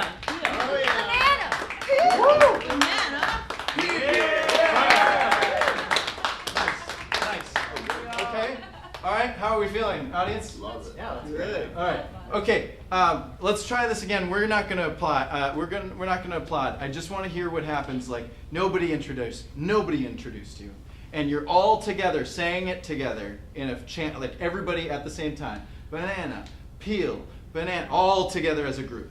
Okay. And you can start it as you're entering. And then as soon as whoever the first person is out, as soon as you feel ready, you can start the first peel. Okay? I think banana is said by the person about to peel, but everyone says peel. Yeah. So it's like call and response. Yeah, yeah. Call and Yeah. response. Yeah. Yeah. Yeah. Here we go. All right, now short Great. call it. You're changing. Your group's name is now Banana Peel. I'm sorry. Yeah. It's Banana Peel now. It's changed. Good, because that was the whole time I was just like, where's the fire? Yeah, where's the fire? We got rid of it. It's okay to change your group name as long as you haven't done 100 for. Well, I don't know. All right. Well, please welcome to the stage, Banana Peel. Peel. Banana Peel. Woo! Banana. Peel. Banana. Peel. Banana. Peel. Banana. Peel. Banana. Peel. Banana. Peel. Banana. Peel. Banana. Peel. All right. All right, cool. Something to practice. Something to practice. Your group has a run in August, so you got some time. Cool. All right. What I love about this is, one, we're setting expectations, right? We are telling the audience, this is a bunch of wacky, kooky, fun people that are ready to have a good time, right? We did a call and response thing. By establishing that pattern, I guarantee you, if not in the first show, by the second show for sure, the whole crowd is going to be going, banana, peel, banana, peel. You've got them already, right? You have won over the audience before you even got your suggestion. You know? And that is all it takes. I mean, it's pretty, we didn't do anything really, like this isn't some elaborate, we didn't have costumes, we didn't have tech, this is nothing. You can do anything with anything. You can, like I played on the smallest, dumbest little amp with the cheapest guitar for so many years. It doesn't matter what the talent or the experience or how much money you're putting into it. There's always something you can do with every production to make it that Bring much. yourself. Yeah, bring yourself. As Jill says, you are enough. Yeah, absolutely. You're You're enough. enough. Yeah, round of applause for Banana Fire or Banana Peel, whatever the band, whatever the group's name is. All right, cool. Y'all were awesome. Y'all were awesome. All right, I want to try something. I want to try something here. Can I get a couple improvisers up? Let's do a 3-person scene. Anybody that wants to do some improv. Pam, did you want to join in? Yeah, I gotta go back. Yeah, sure. We'll give you some time to get back there for sure. Do you need a hand with anything? You got it. All right. I'll join. Sure. All right. Who else? I'll go. All right. Cool. Nice. All right. Yeah.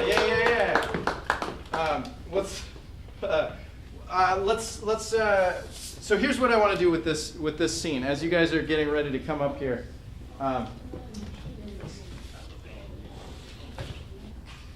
There's a microphone over here, just so you know. That's an option. Okay, so here's what I'm hoping for with this. I just want to do a scene, and I want to interrupt you guys with laughter and applause and sadness, just random bursts of whatever. And we're just going to have, you got to hold it, right? So this is basically red light, green light. Oh, yeah. Basically red light, green light. So when the audience is making sound, Go forward. Nailed it. nice. You got just there you go. Cool. You want us to pull that chair out? Oh yeah, better without the chair in the back and something. All right.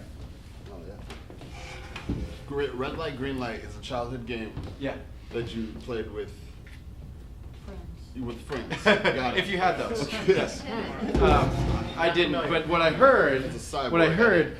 the idea of red light, green light is like, I think there's a number of people that way, and there's one person is the stoplight, and that person does like that's right. they'll say green light, and everybody starts walking, and then red light means they got to stop, right?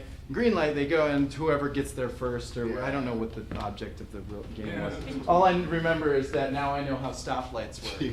Yeah. So the object of this is very similar in that when you're doing a scene, and we're going to do it at unexpected times. We're not going to give, like, you guys can do as much as you want to try to make us laugh or whatever, but the goal is that when you hear the audience doing something, you got to just hold whatever your character is doing until we're done.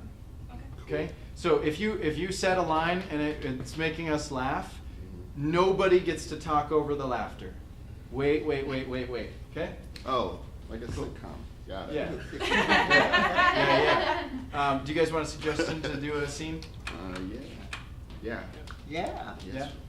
Let's have let's have a general location. Where would they be? That's like a confined space, a building of some sort. What's that? Water park. Water park. An indoor water park. Okay, we're at the indoor water park. Like the Mall of America. There you go. Mall of America's brand new indoor water park. Okay, and here we go. Audience, if one of you, at any point, I'm giving all of you the opportunity to start making some sort of reaction, and I want the rest of you to do what we call flocking. We're gonna just copy the person that does it. So just as you're, like, interrupt their scene, laughter, applause, sadness, whatever sound you want to make, and we'll all join with you, and it's your job to make it through. All right? All right. And scene. I'm a floaty too. Get in me so you don't drown. Ooh. That seems dangerous. I just had cake. I shouldn't jump in the pool yet. Oh.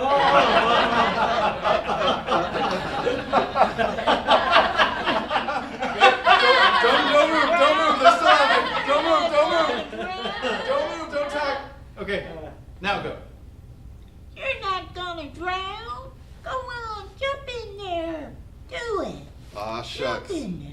That's Do a it. that's Listen a to peer. Flipper, buddy. What? That's Paper. peer pressure. Oh my God. Oh. Shoot. All right. Let me just take my magical beans. Okay, all right, freeze. Audience, don't give them the opportunity to feel like it's every line. Make them earn it. Make them earn it. All right, here we go. Is that good? It is. I'm brave enough now. Yeah. Oh. You're getting bigger. What is happening? She's drunk. Oh no. She's drunk. What? Look at she shrank down. You shrank or I grew? One or the other. What? Yeah, well, I need to know because I gotta leave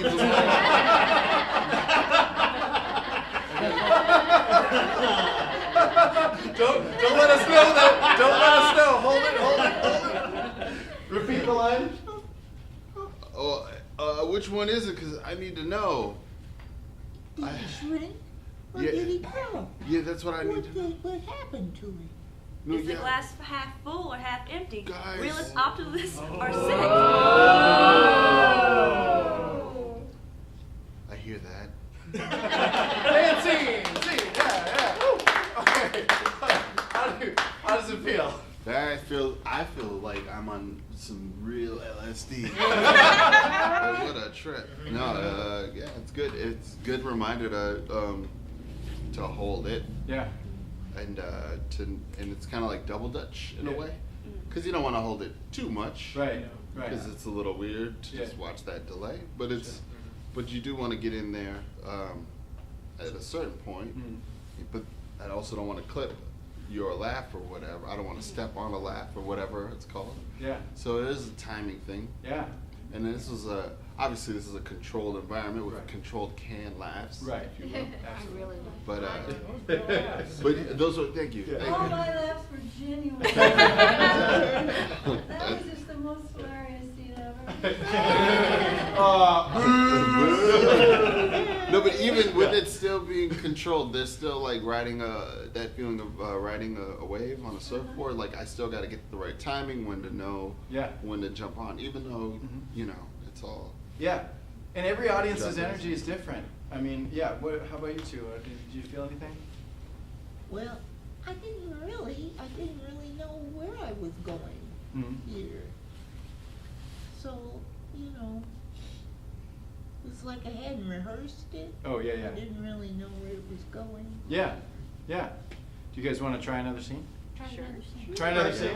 Quick question. Yeah. Do you think you mentioned like standing still? Do they try to stay in character while you're pausing? Yeah, good question. So I liked. So you had an example where you were still doing the motion. You were still the thing. That's technically standing still. What I'm looking for more than anything is just a pause in speech, because there were even a couple times in this example where we were laughing and somebody started talking, and none of us know what you said because all we could hear was the laughter. And sometimes this happens almost every show.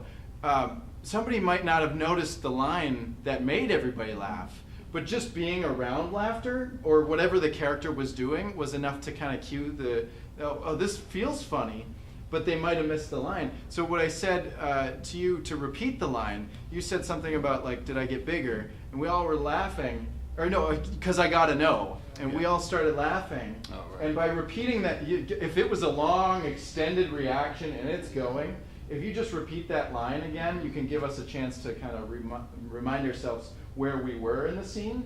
Because it can get, sometimes if you're laughing for an extended amount of time, you feel like, I don't even know what this is about, it's just funny. Yeah. You know? Well, I had a visual in there. Yeah. I need to know. Yeah. Yeah. Cool.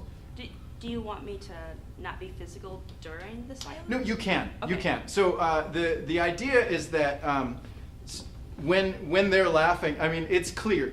We can acknowledge everybody in the room knows that laughter is happening right now, but your character does not. Yeah. And whatever character you've chosen in this, if your character is going like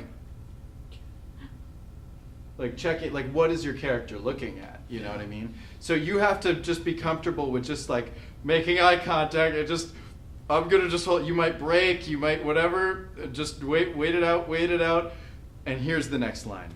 Does that make sense? Stay in character. Stay in character. Got Yep. it. Yeah. So my character is what? Well, so now let's just start a new scene. Let's try a brand new scene. Is there a character that you haven't yet played that you're really interested in playing? A job, perhaps, or an animal, or is there something that? Maybe an animal. Animal? What kind of animal do you like? I like cats. Cats? Okay, Pam is a cat that can talk. Cats are able to talk in improv. What other situation? What situation would you not find a cat in? Job interview. Job interview. All right, so you two are interviewing a cat for a position at, where is this place? IRS. The IRS. Okay. Pam, I love it. So you two are the interviewers. Sure. All right, so, and then Pam, you're a cat and you're looking for a job at the IRS. Okay? All right, so set up our scene. Where's our blocking? Where's our, what would we see in an interview? A desk. A desk. Sure, desk Okay, so you upstairs. two would probably be on the same side of the desk, maybe? Maybe Yeah. a bunch Okay. of pencils that are rolling across the table. You want- Pro tip, Yeah. to have the taller person in the back. It's good blocking, good blocking. Yep. Also, pro tip, you don't have to be on the same, you don't have to be facing them eye to eye, because while we see a desk here, you can be on this side and still communicate with them. So just a general blocking note. You don't actually have, if I did my whole interview, yeah, I'd like to apply for you're not paying to see my butt, you're paying to see my face, so turn out to the audience. And that's what you've done already. I don't know what we pay for. Yeah. I mean, some did. Okay, Sure. great. Yeah. Maybe some. No, yeah, it's not a theater on the round. Yeah. Okay, so same exercise. Don't give them don't let them be classically conditioned into believing it's going to be after every line. Make them earn it. But then throw them off sometimes. At some points, do it in the middle of a line. But wherever you feel is necessary. And here's our scene, Kat interviewing for IRS. Whenever you're ready. Tommy says here, you've got a lot of special qualifications. Do you want to elaborate? I can catch the biggest mouse you got. Bring it to you too. That's impressive. That's that's great. Well, I mean, the internal revenue. I don't know who we are. IRS. Yeah. IRS. Yeah. We need things done.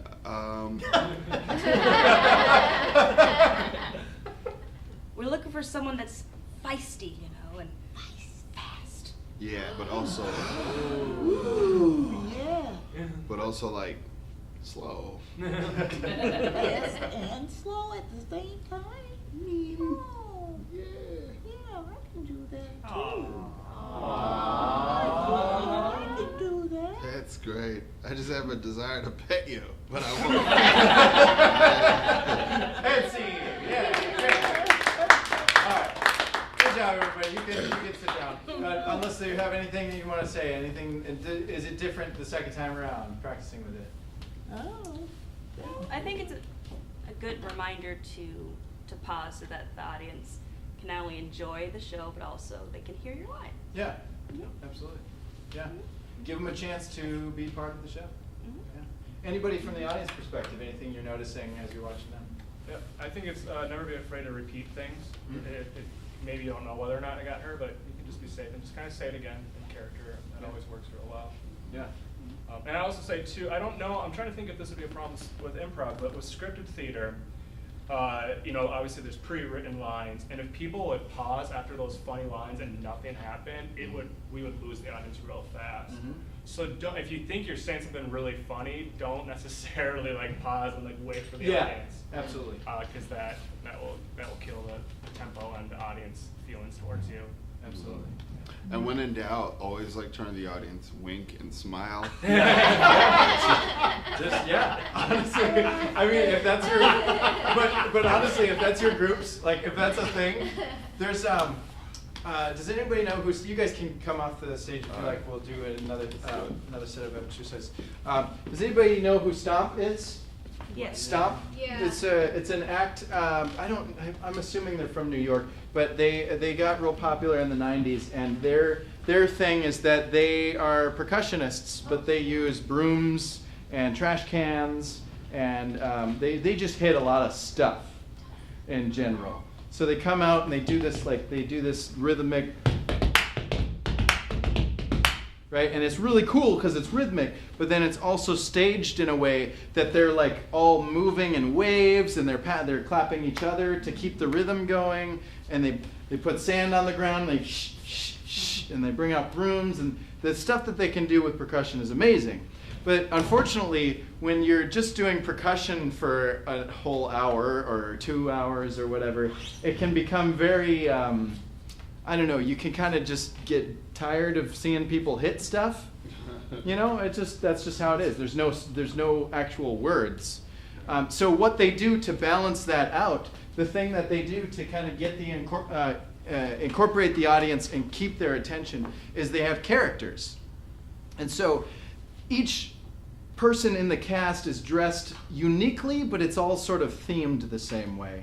And there's one person who's very clearly like has that like tank top and like mohawk, and he's kind of a bully looking character. And there's one character that's kind of like the dweeb that always keeps getting. So when they're doing the brooms and stuff, the bully will break the broomstick on the guy, like, go get a new broomstick. And so then there's this redemption arc where the little dweeb character gets back at the bully later in the show. And so now they, more than just percussion, they're actually telling stories. And so there are ways. I don't remember why I started that rant. Let's get some more people up here. Let's do a general montage. Anybody that wants to try improv that hasn't done improv yet, I want to talk about stage picture and blocking. Or if you've done it already, you can come back up. Anybody that wants to play, come on, let's do some scenes. Yeah, right, all right, yeah. Come on, let's get like five-ish. Yeah? Yeah. All right, two more. Come on, Heather. Come on. Philip, get over here. Yeah. Actually. Oh, you gotta leave. Yeah, okay. Anybody else? Okay, one more. Yes. All right, cool. Wonderful. This is our team. What's our team name? Lip gloss. Lip gloss. Lip You beat gloss. you to it. I'm sorry. You don't have to take the first answer, but lip That gloss. was a better one. Great. So we're going to start with an unzipper merge. I want. Who wants to host? Just whoever raises your hand first. Who's the most Who reluctant to host? who wants to host? Raise your hand. Who's your hand? Raise your hand. Drum roll. There it is. Yeah. All right. Cool. All right. Philip is your host. We're going to unzipper merge, and you're going to take a suggestion from the audience. And then I just want to see a montage of scenes, just anything. But what we're going to do is we're going to stop stuff, and we're going to direct it, because we're going to maybe just only do one scene. And then we're going to keep refining it to show you some different options that we can do with it. So try to get everybody into the scene at some point, and then we'll talk about it. Cool? So let's practice that zipper merge. Remember to stay still, Phil, when you're hosting. And let's see what Philip as the host. And what did we say? Lip gloss. Lip gloss. Lip gloss. All right. Please welcome to the stage, Lip Gloss. Woo, yeah. All right. Hello. We are Lip Gloss. Well, we're here to f it up. Right. Support from the side. Great. We just need a suggestion from you. You, sir. Me? Yeah. What's your favorite thing to do on a Saturday? Walk around, just walking around. Just walking around. Walking around. All right. Cool. Thank you. We are Lip Gloss. Yeah. Oh, wow. It is hot. Man. It'll be cool on the bus. Really? All right, cool. Where does the bus come? Hopefully this stop isn't defunct. I don't know, I just moved here. So, hey, Buck.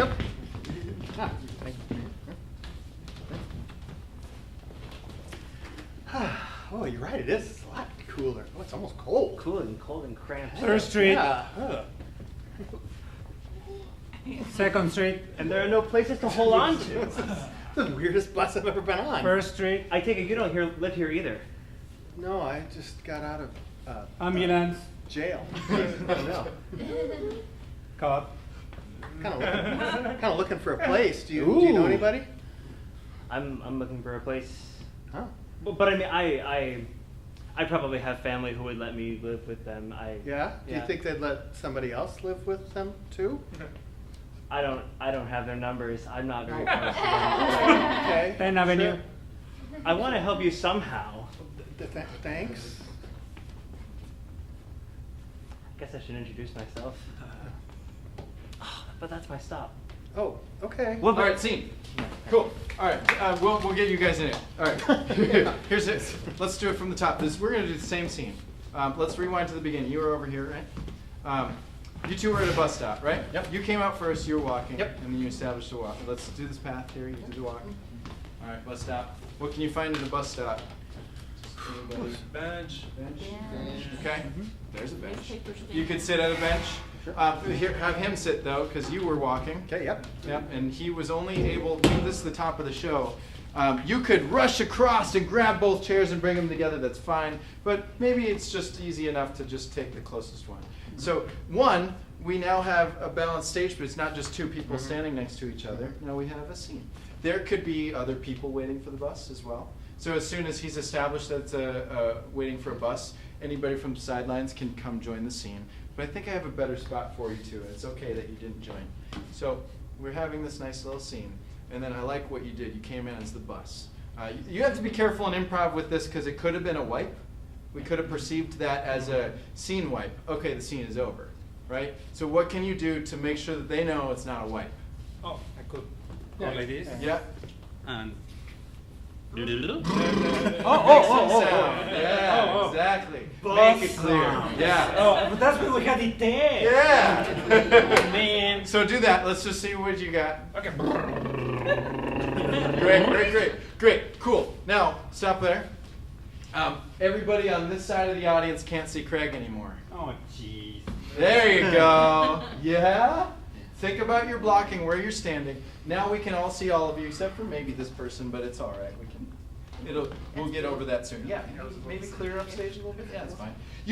Obviously we can direct this all day and make it a perfect scene. When you're improvising, you don't necessarily have that option. If your group's style is to correct on the spot, that's one thing. But I just want to show you the options that you have as improvisers that you can utilize while you're performing. I want you to be able to be on the stage and in the audience at the same time. It's a skill to get there, but you can do it. So, okay, you're the bus here. Oh, the bus has arrived, right? Oh, excellent. All right, so get on that bus. Yeah. All right, and let's put some more people on the bus. Give them something to do. This is a full bus. This is a nice picture because, yeah, okay, come on two. Yep, you're all on the bus. I wanted to do an entrance. Sure. What's that? I wanted to do an entrance. It's too late. We have only so much time. So you're on the bus. Yeah, you could come. Yeah. I see what you're doing. Yep. Because he said he just got out of jail. Okay. Okay, so hold off onto the side for now. I would like, if it's all right, I'd like to tell you where to come on. Is that okay? All right. So we have a nice bus picture. You're the bus driver. Your back is to everybody else. So you can't make the eye contact necessary to communicate to them what you're going to do. So everything, if you want to try something, you're going to have to do it vocally, right? And you were doing it. You was saying 5th Street, 2nd Street, whatever you were giving announcements or whatever. But the bus never stopped, right? And so you can actually play with these performers, and if you're trusting him enough, we're driving. Okay, hang on to your bars or whatever however you're standing, or if there's nothing to hang on to, right? Give them a brake sound, right? Just do a. All right, cool. And now with physics, when a bus stops, you go this way. Okay, so let's try again. You're driving. Whoa. Yeah. Okay. Cool. All right.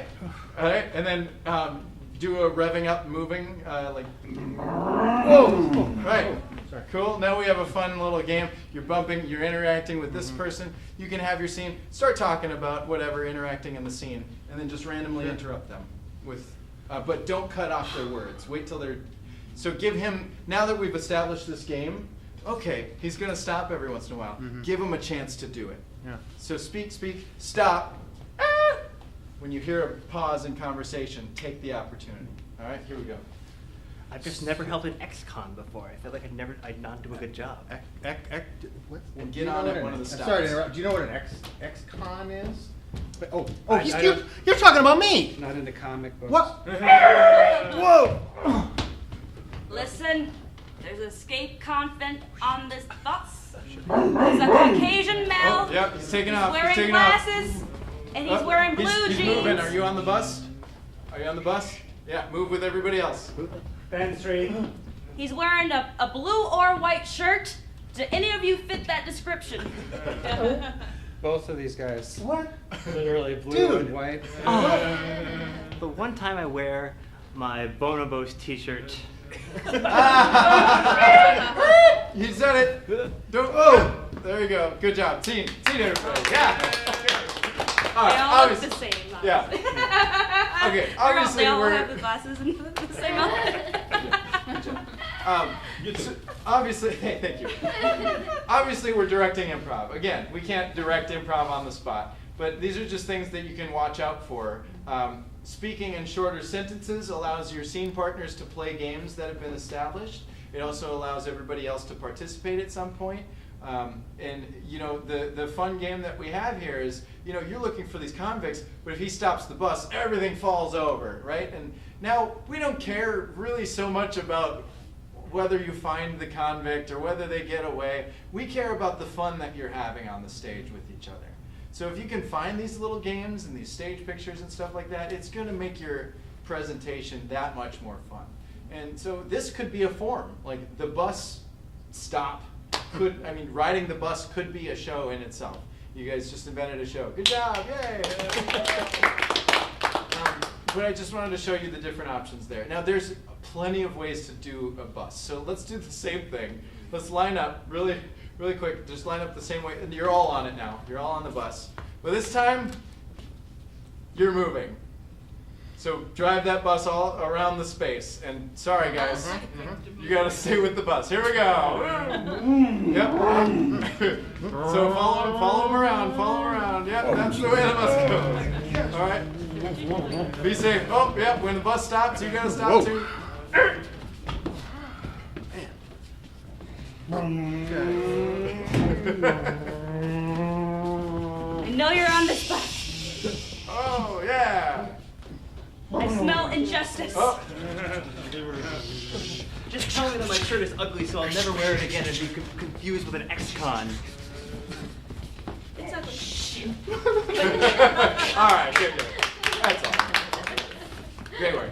It's actually All right. shirt. Great acting. I am. Yeah, go ahead, sit down. Yeah, I am curious though of the two, which one looks better from the audience perspective. I like the moving. You like the moving one? Yeah. It's all.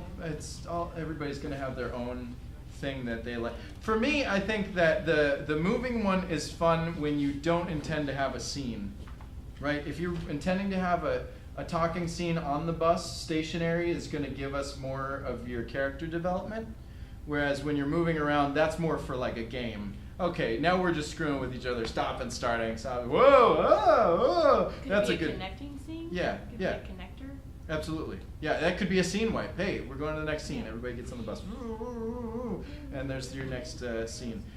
There's no right or wrong answer, really, but yeah, I just wanted you guys to be aware of some blocking stuff. I could do this all day. I really wish that I could, but we are at time.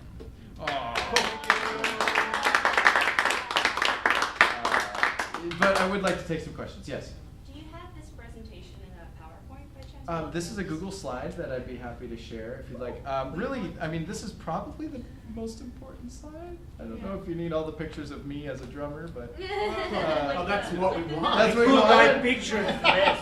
Specifically. Yeah. And the very cool guy one, I mean, that's the Yeah, one I need. pretty cool guy. All Do right. you mean to tell me that your presentation had more to do with presentation? Hey.